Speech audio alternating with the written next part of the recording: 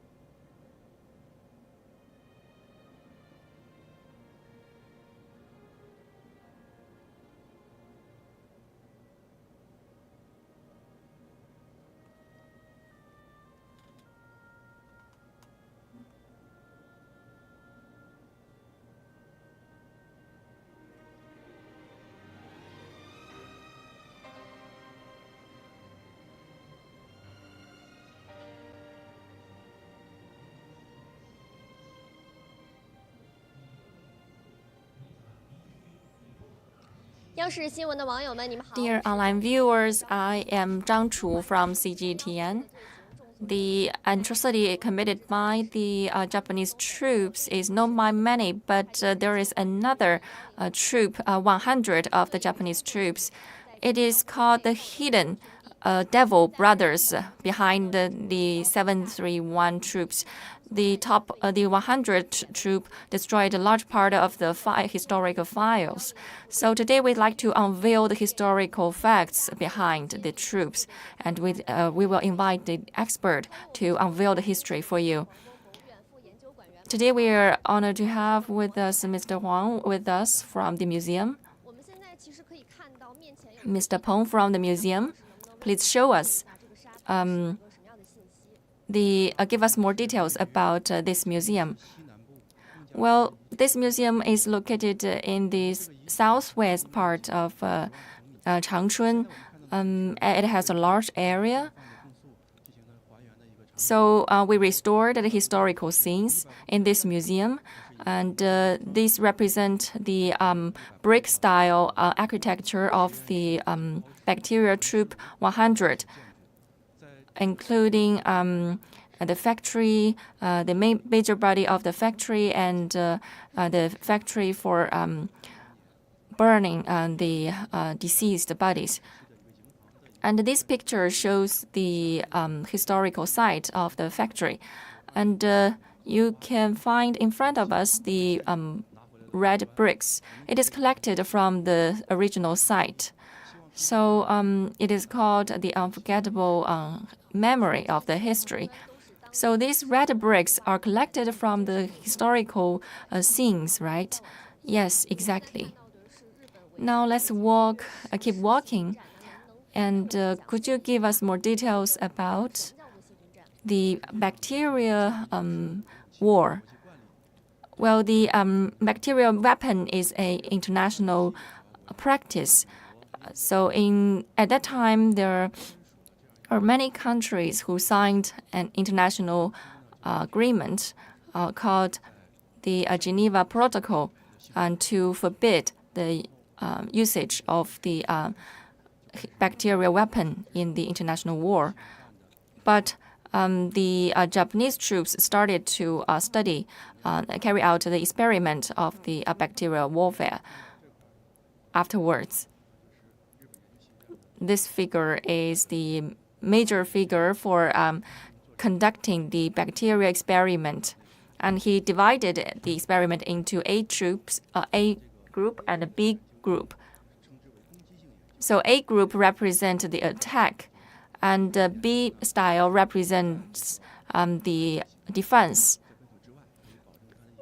So they like to carry out the experiment outside Japan in order to protect their own country.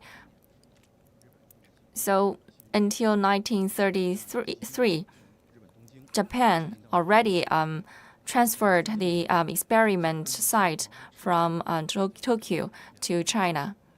So they established 2 troops for carrying out the experiment. So they established 2 troops, the 731 troop and the 100 troop.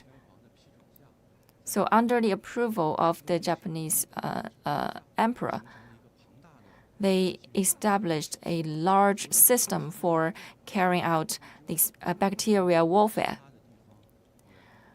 Not only in Changchun, but also in many other cities, the Japanese troops had their footprints of the bacteria troop experiment.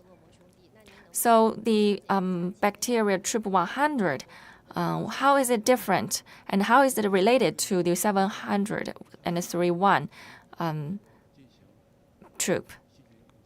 Well, 731 focused on the flora experiment, using the experiment in the human body. The direction of the experiment is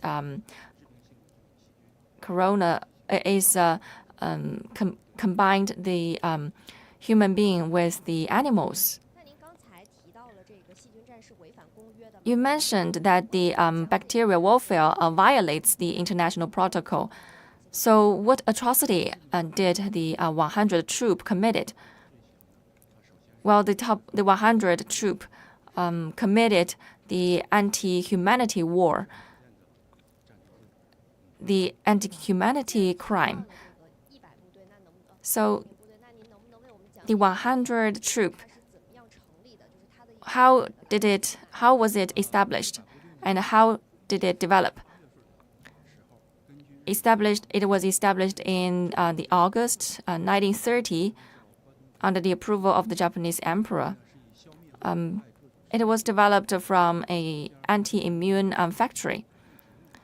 So the aim of the troop is to develop the experiment in the animals, in the plants and animals, and even living human beings. So as early as 1931, during the September 18th incident, this troop had already been established. So this map shows the history of the troops. Well, at that time, inside the Japanese troops, there was no such institute for treating the disease of the horses in the army. So they decided to establish a special troop to fit this end. And later, they entered the stage of the immunity. So this troop was designed to treat the horses, the wounded horses in the troops. And later on, after the 100 troop was established, they started to transfer their focus to the bacterial war. So from August 1930, they started to focus on the bacterial experiment.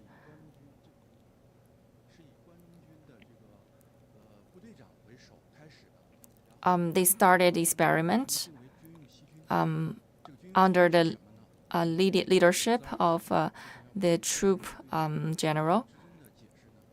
So according to their own definition, this action was to gain their initiative in the war. So in the 1930s, there was already clear evidence showing that the experiment was going on. Well, in front of us, this is a historical scene for conducting the bacterial experiment. Could you tell us what they are doing? Well, this historical scene represents the Section 6 experiment inside the 100 troop. Well, it was established in 1943. The major task of the section is to develop the bacteria and start the bacterial warfare. This section is the most core part of the 100 troop. The annual output of the bacteria developed from this experiment amounted to 1,000 kilograms.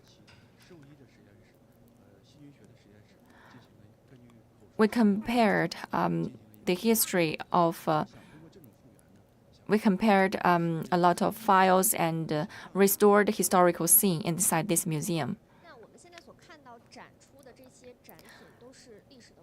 So these pieces are historical scenes, right? Yes, these are collected from the ruins, and we have provided special equipment inside this museum. So could you tell us more about the commanding system and the personnel mix inside the 100 troop? Where the commander-in-chief of the 100 troop is approved by the Japanese emperor, and they have the troop army, and also they have a commander. So for developing the warfare plan. And the Troop 100 is responsible for executing the decision of the emperor. So what is the highlight of this section? Could you tell us more about it? Well, Troop 100 is responsible for training the personnel for carrying out the experiment. So they established a veteran troop, or the 513 troop. We visited a Japanese soldier who was still living. This figure. So we interviewed this soldier and collected the historical facts of how they carried out the bacterial experiment. We even collected some ruins and of the experiment. For example, this bag. So these collections are also the historical ruins, right? Yes. These are transferred from Japan.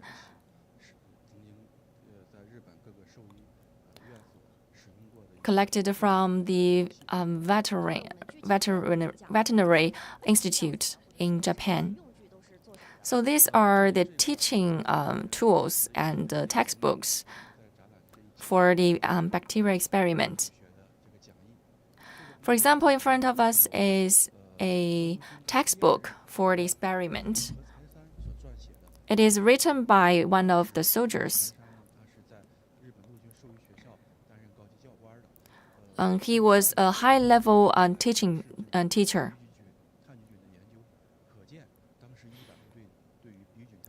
So we can see how they were dedicated to the experiment.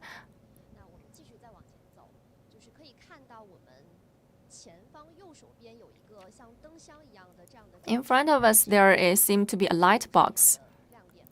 So what is so special about this light box? Well, this wall is called the lighting wall. It is also transferred from Japan. Most of the files come from Japan. So this hold evidence to the atrocity of the Troop 100. It is a name list of all the soldiers who committed the atrocity to the Chinese people, including the names, the titles, and the year they took their job. Before 2008, we knew little about the Japanese soldiers who joined the Troop 100. But after 2008, we started to unveil the history. So when did you start your study on the Troop 100? Well, our study started in 2008. We went on the study tours to Russia and Japan. We collected a lot of historical files. So most of the files were presented here in this lighting wall.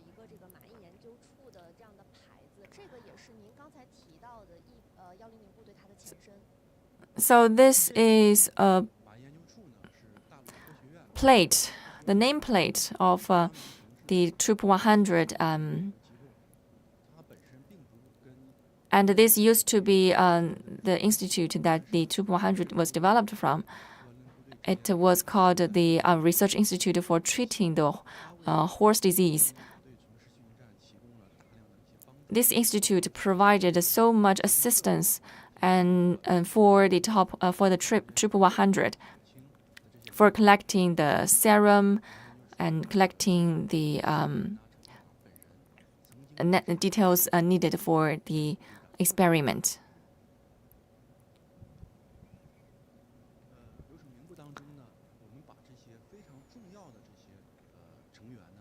We have listed the major participants into the experiment on this wall. For example, one soldier was called Ji Yemeng. He was a technician in the experiment.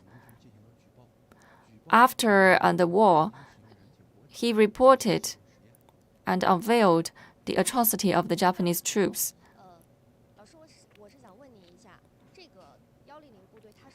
So the Troop 100 was fighting alone in the bacterial warfare.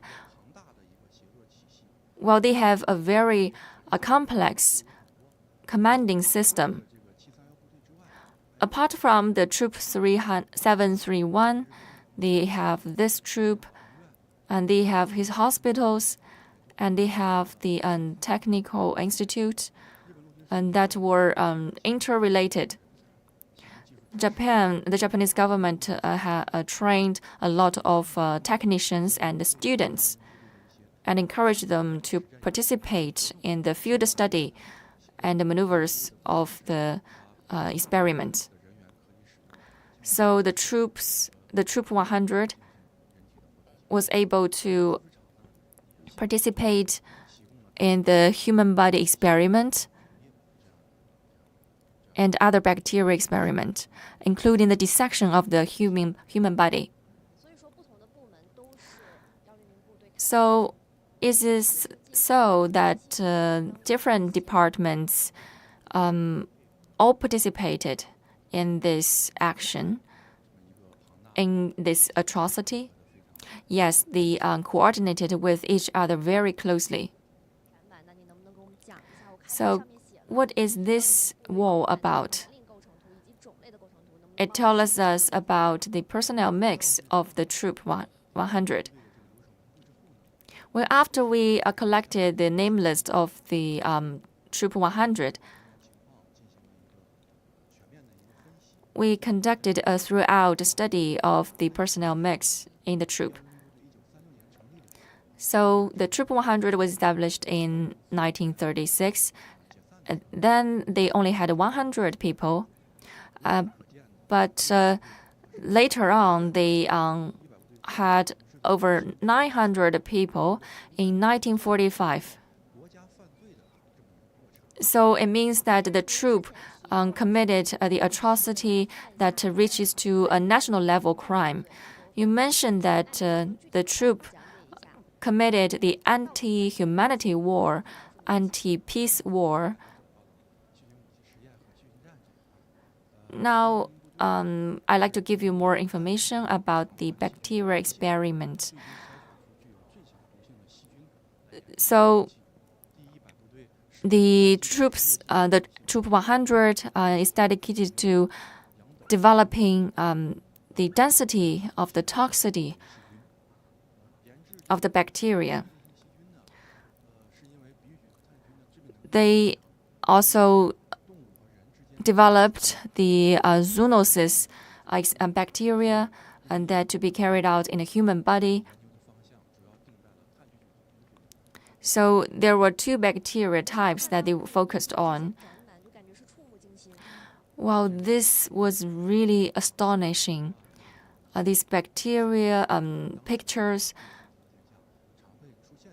was really torturing my eyes. Well, this bacteria was first developed in the horse and other animals, and later on carried out in the living human bodies.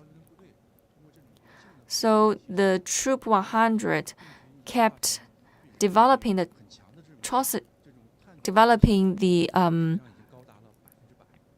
toxicity of the bacteria. You mentioned that the troop also carried out a dissection experiment of the living human body. Well, in the Berlin trial in 1950, this was mentioned. We also collected a historical file from America. We collected 2 reports about the bacterial experiment. The patient 180, for example, had his body parts dissected, and the bacteria was planted in the human body.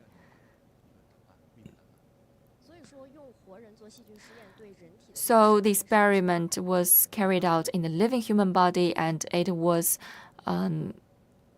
lethal to the patient.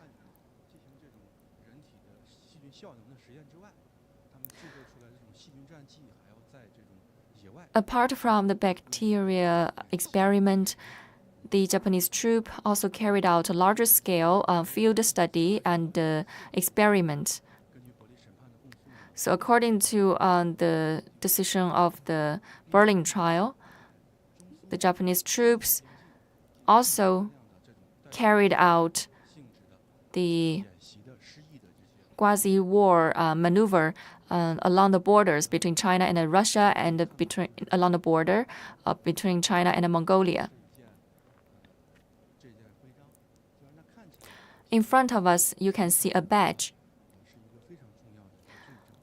This badge is very important.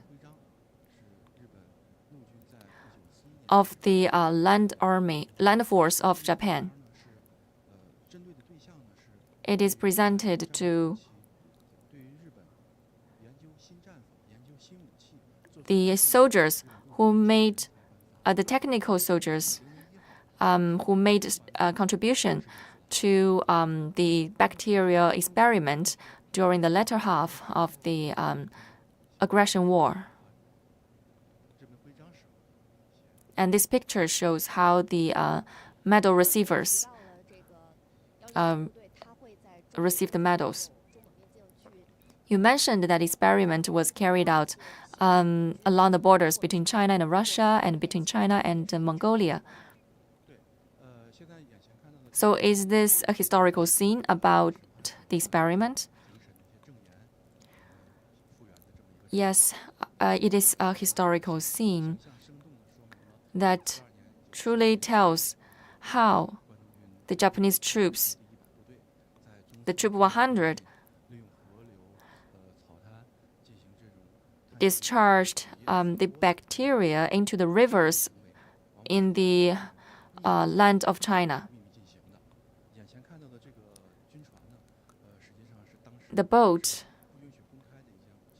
actually was a weapon that was not that was kept as a secret. And not until 2008 did we discover this boat.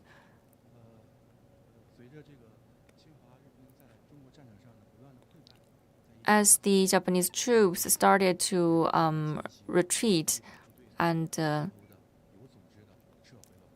the top 100 also retreated to the land of Japan. But their architecture and their historical files was destroyed secretly by the Japanese troops.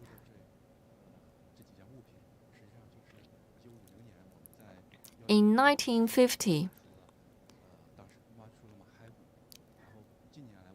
this is a bone of the horse discovered by our museum.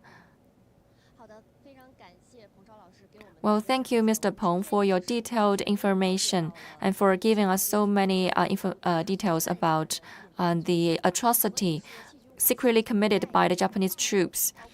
The bacteria experiment has brought scar and valuable, unestimated price of the Chinese people. So I'd like to thank you again for your introduction. Thank you.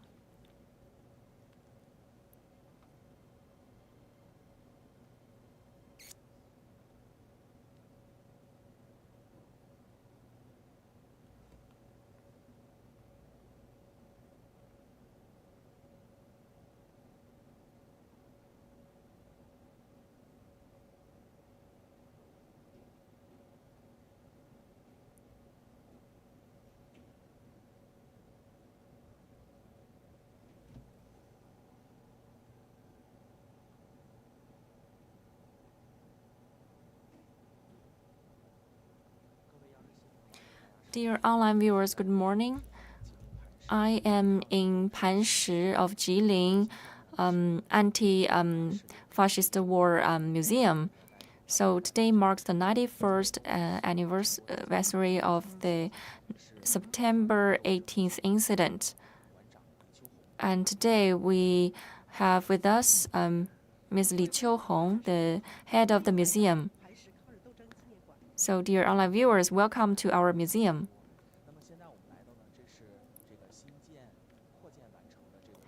Well, this museum is new, and this is the first part of the museum. So Panshi is the birthplace of the Northeast China Anti-Japanese Aggression United Army. Well, the first section of this museum is about the darkness of the September 18th incident. We use this part to unveil the atrocity of the Japanese troops. We think it is very important to show the history to the visitors, especially the children, for us to commemorate the history and to tell us why we need to remember the history and why we need to fight against the aggression of the Japanese troops. Well, here we find the grenades and the weapons used in the war. So the Japanese troops not only committed a war, but also economic war in China. They destroyed our economy and plagued and took away our wealth, and they established a lot of schools in the northeast part of China to turn the Chinese kids into their own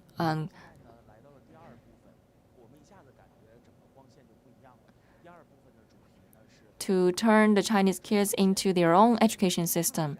So the second section of the museum is about the development, the establishment and the development of the county party committee of the Panshi government. Well, the CPC members in this place started to establish a party committee in 1930s. And they started their rebel against the Japanese troops. So under the leadership of the party committee, they established a partisan troop. And the troop fought so hard against the Japanese aggression. In 1932, this troop expanded. And Mr. Yang Zuoqing, one of the person in charge, started to lead this troop. In November 1932, the puppet Manchukuo discharged General Yang Jingyu to this place to direct the work in this place. And he's officially renamed this guerrilla troop. So what is so special about this troop? When we conducted the field study, we shall not ask where is the anti-aggression hospital. We shall ask the question, where is the Red Army hospital? Where is the Red Army hole? Why is it called the Red Army Hospital and shelter? Because it is created by the Red Army, led by the General Yang Jingyu. So this troop has been remembered by the Chinese people and widely received by the locals.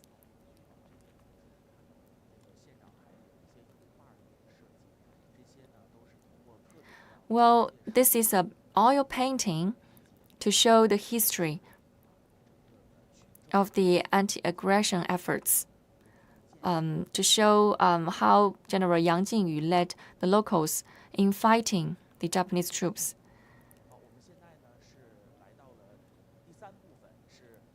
Now is the third part of this museum. So 20 kilometers away from the Panshi, we established the first anti-aggression base called Hongshilazi base. So it is discovered by our museum. Last year, we evacuated 300 square meters of historical facts. 60% of the ruins were weapons and fires.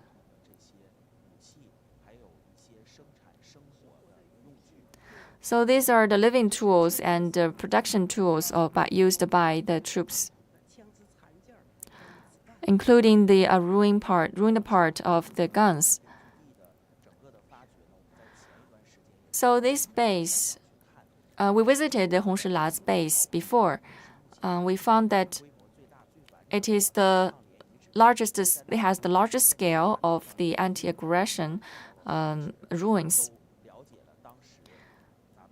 Throughout the visit, we learned that the anti-aggression efforts. We learned that the army was fighting really hard. And here you can see some living facts. You can learn about the life of the soldiers from the ruins, from the broken parts of the balls.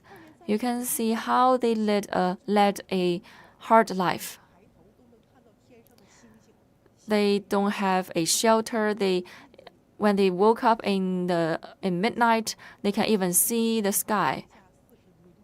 And the weather can be really hard for them. The temperature can be as low as 40 degrees Celsius below zero. In May 1933, General Yang Jingyu submitted a report to the central government saying that this base was fighting the Japanese aggression. And these are the ruins of the Japanese troops. And these are the places that the Chinese troops used to live and fought. Well, this place does not have a high altitude. It only has over 100 meters high. So it is 125 kilometers away from Jilin. So the geographical location is not friendly to the soldiers, but it became the center of the anti-aggression efforts. Why is that? Because the people supported their efforts. They gained the support from the people. Well, these pictures show the true ruins of the war period. The stones represent the houses built in that period. You can see the doors, the kitchens, and the bedrooms. I visited the original site. This place is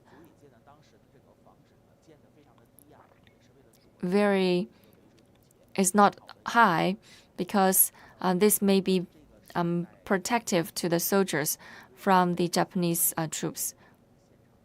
So this shows the evacuation site.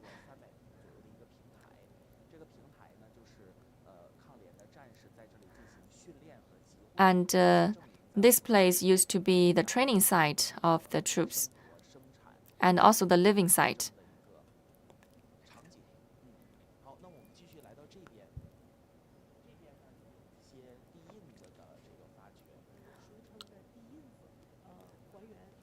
Well, this also shows the historical ruins. Due to the memoirs of the soldier, the site can only accommodate 1 to 2 people. They used the wooden sticks to set up a small place for sheltering. They have the kitchen for keeping themselves warm. Well, this is a long gun, a third level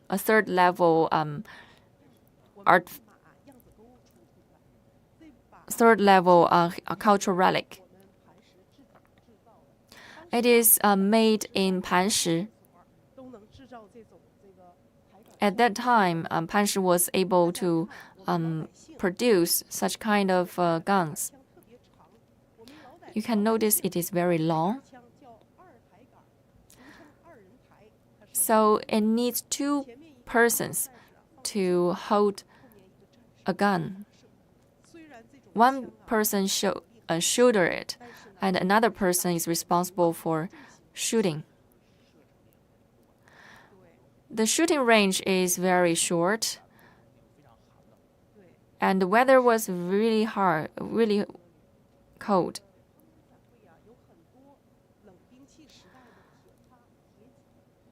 And these are the weapons from the cold weapons. And they were used by the Chinese soldiers.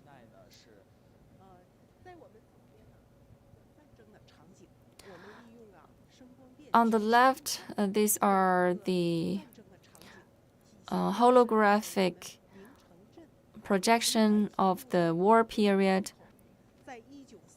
In 1933, in March that year, General Yang Jingyu led a war in this place and successfully caught the Japanese troops by guard.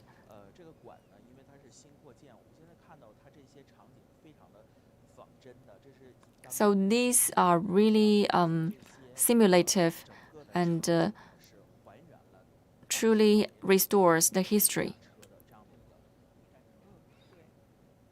You can check the vehicles, the soldiers' face. And this figure is General Yang Jingyu. And there are a few lines for introducing General Yang Jingyu. And this place is the starting point for his army life in fighting the Japanese troops. After he joined Panshi, he took up the weapons and led the people in fighting the aggression. He used 1 year to lead the war, and after the war ended, he left this place. And let's now go to another site for checking the history. So how can we visit this museum? Do we need to make a reservation? Yes, this museum is free and fully open to the public. We'd like to welcome everyone to our museum.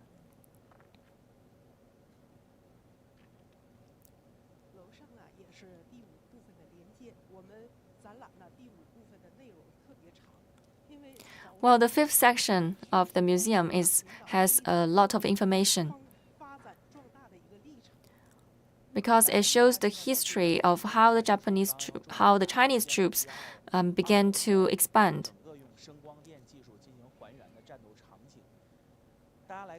So we use the holographic technology to restore the history.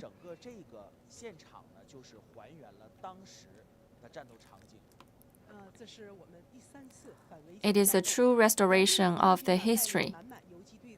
General Yang Jingyu led the local people in fighting back for invasion of the Japanese troops. The Japanese troops assembled over 10,000 people in fighting in invasion. But General Yang Jingyu fought so hard, and in 4 times of the anti-aggression efforts, they successfully defeated the Japanese troops. Well, General Li Shaolin wrote a song in the war period.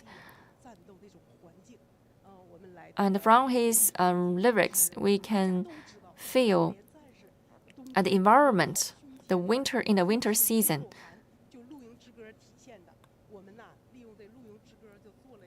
So it is called the camping song.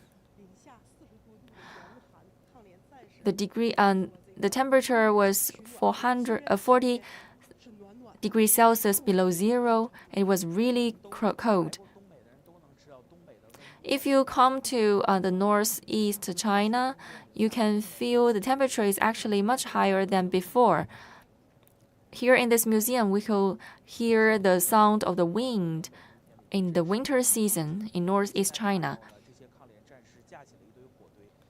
And in this section, you can see the soldiers were keeping themselves warm from the fire.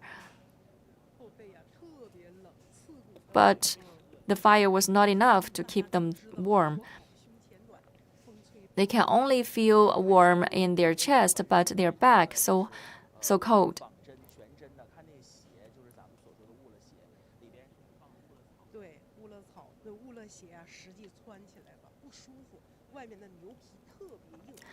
Their shoes actually were not able to keep them warm, although they used a lot of materials.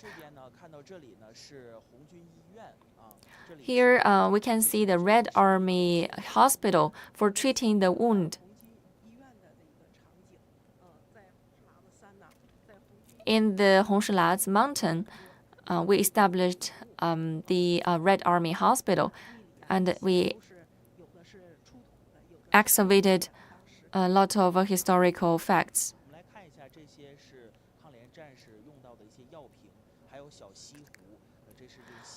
These are the pill bottles and medical equipment. And this is General Xun Guodi. And this is how General Yang Jingyu sacrificed his life during the war. He did not eat anything or drink anything for 3 days and 3 nights. And after his body was dissected, nothing was found, no food was found in his stomach. So we can see how hard a life they led during that time. So the story was really touching. His story was really touching. So General Yang Jingyu started his anti-aggression history in this place. That's why we kept his story in this museum to commemorate the history. Well, ladies and gentlemen, this will be the end of today's live stream. Please follow up, and we hope this information were useful to you, for you to learn about the 14-year anti-aggression war.